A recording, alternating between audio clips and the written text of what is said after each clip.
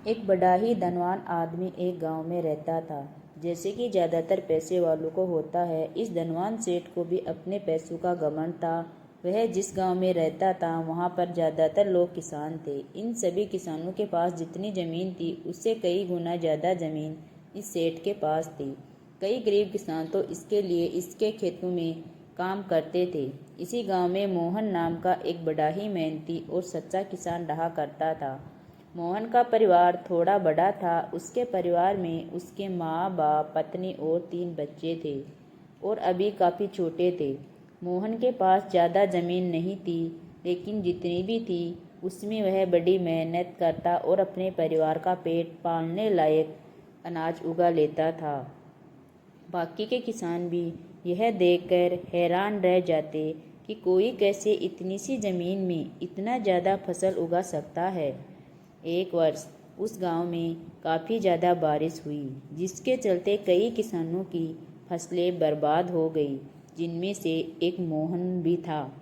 अब मोहन धर्म संकट में पड़ गया, क्योंकि उसके परिवार में उसके अलावा कोई और कमाने वाला था नहीं और अपने परिवार को भूखा मरते हुए वो देख नहीं सकता था। वह जानता था कि इस गांव में अगर कोई उसकी मदद कर सकता है तो वह वही घमंडी सेठ है, जिसने गांव के अन्य गरीब किसानों को या तो कर्जा दिया या यहाँ अपने काम पर रखा हुआ है। हाथ पर हाथ धरे बैठे रहने के बजाय उसने इस सेठ के पास जाने का फैसला किया और एक दिन उनके पास पहुंच गया। सेठ के पास पहुंचकर मोहन बोला, सेठ जी, आपकी बहुत मेहरबानी होगी अगर आप मुझे थोड़ा सा कर्जा दे दें, जिससे मैं अपने खेतों में फिर से कोई फसल उगा सकूं, या फिर आप मुझे अपने यहाँ नौकरी दे दो ताकि मेरे परिवार को 2 वक्त का खाना मिल सके।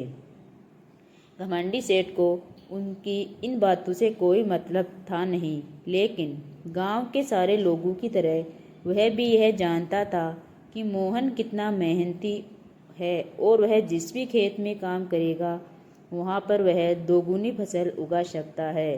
सेठ ने सोचा, अगर मैं इसे पैसे उधार देता हूँ तो शायद यह इस स्थिति में नहीं कि मुझे वापस लौटा सके, लेकिन अगर मैं इसे अपने खेतों में काम करवाता हूँ तो मुझे ज़रूर दुगुना फ़ायदा होगा।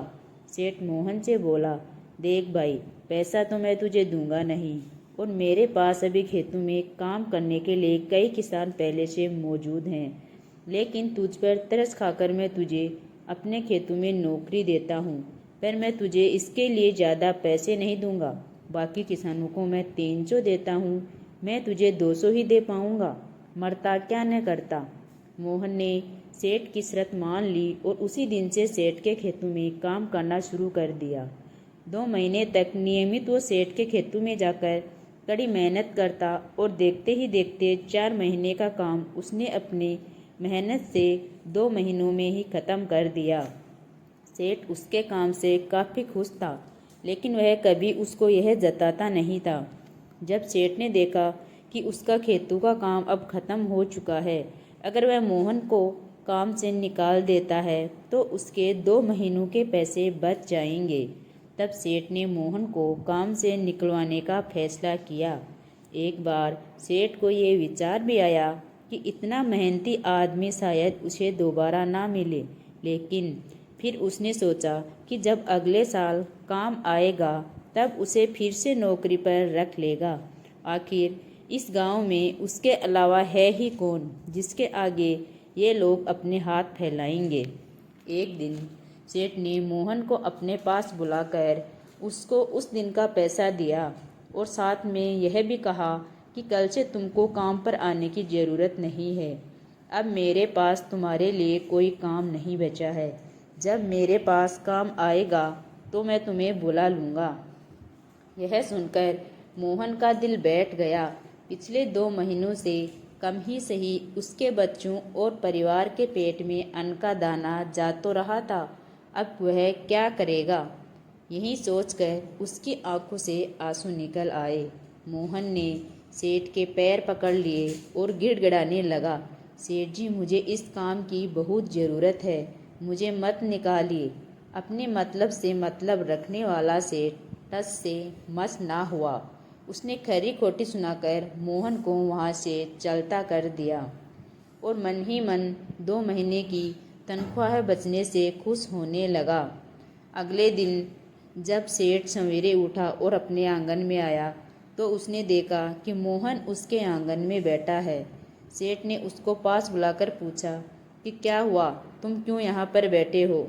मोहन बोला, सेठ जी मुझे वापस काम पर रख लीजिए, आप जानते ही हैं मेरी आर्थिक परिस्थिति कैसी है, थोड़ी दया कीजिए।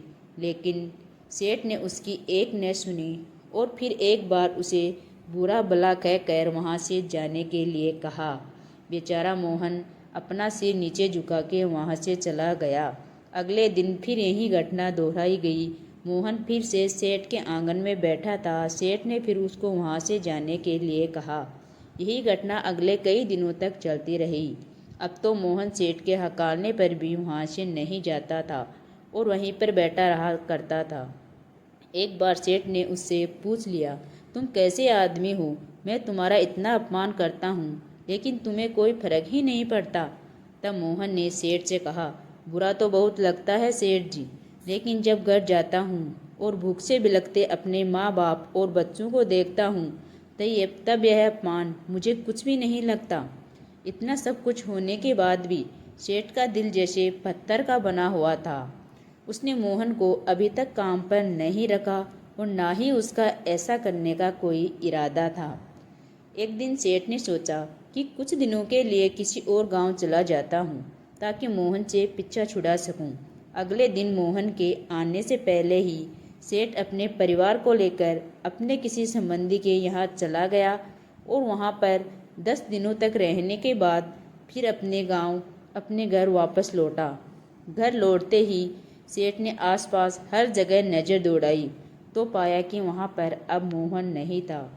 सेठ ने सोचा, मेरी तरकीब काम कर गई, लगता है मोहन से अब पीछा छूट गया। हालांकि अब सेठ के द्वार पर मोहन नहीं बैठा था, लेकिन मोहन का विचार अभी भी सेठ के मन में घर कर बैठा था। सेठ सोच रहा था, मोहन इतनी जल्दी हार मानने वाला आदमी तो नहीं दिखता है। उसके साथ क्या हुआ होगा? क्या उसे कहीं कोई और काम मिल गया या फिर कोई और कुछ? इन विचारों ने सेठ को बेचैन कर दिया और आखिरकार सेठ को मोहन की खबर लेने के लिए गांव में जाना पड़ा। सेठ को मोहन का पता नहीं मालूम था, इसलिए अड़ोस पड़ोस के अन्य किसानों ने पूछने पर पता चला कि मोहन घायल हो चुका है और अपने घर पर आराम कर रहा है।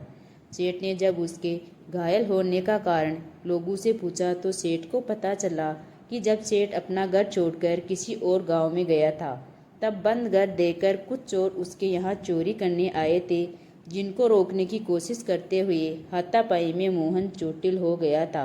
यह सब जानने के बाद सेठ का पत्थर का दिल भी अब मोम की तरह पिघल गया। सेठ को अपने किए पर पछतावा होने लगा। सेठ ने अपने आप को याद दिलाया कि कैसे उसने एक शरीफ और सच्चे आदमी को ज़्यादा काम करवाकर भी उसको पूरा पैसा नहीं दिया और जिसको गले से लगाना चाहिए था उसे ठोकर मारकर भगाता रहा। सेठ मोहन का घर का पता पूछकर उसके घर पहुंचा तो देखा कि मोहन की घर की हालत बहुत खराब है। उसका परिवार भूख से बेहाल है और वह खुद अपने हाथ पैर चोट के साथ एक खाट में पड़ा हुआ है। यह दृश्य देखकर सेठ की आंखों से आंसू बह निकले। सेठ ने मोहन के पास जाकर उसे सच्चे दिल से माफ़ी मांगी। उसने उसकी मेहनत के पैसे दिए और उसका इलाज करवाया और उसको हमेशा के लिए अपने यहाँ काम पर रख लिया।